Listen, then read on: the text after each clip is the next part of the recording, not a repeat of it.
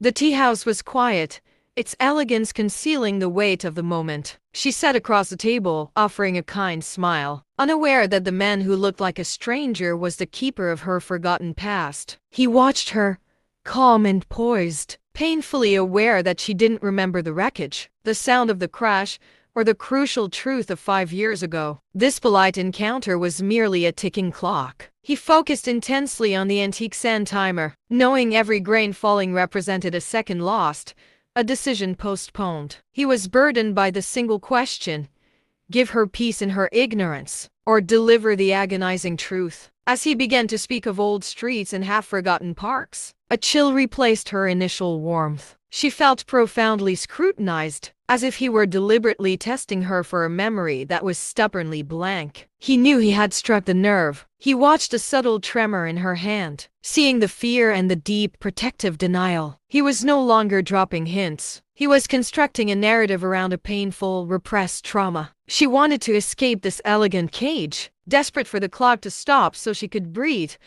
but he wouldn't allow it. He had waited 5 years for this moment. He saw the anguish he was inflicting, yet he knew some walls must be broken down so that the light, however painful, can finally get in. The critical time was nearly gone. The last grains of sand slipped through the glass. The clock was silent, and with that silence, everything broke. He slowly reached across the table, not in anger, but in a profound offering of support. He revealed not an accusation, but their shared history. 5 years ago, in the wreckage, he had been the one to save her life. She realized she wasn't the victim of some cruel fate, but the victim of her own mind, which had erased the terror to survive. The memory rushed in, sharp and real, followed by a single tear tracing the path of her forgotten grief. He had crossed that table not to judge, but to deliver the truth that binds them. The tragedy had forged a connection deeper than simple love, born of shared survival and silent grace. The clock stopped,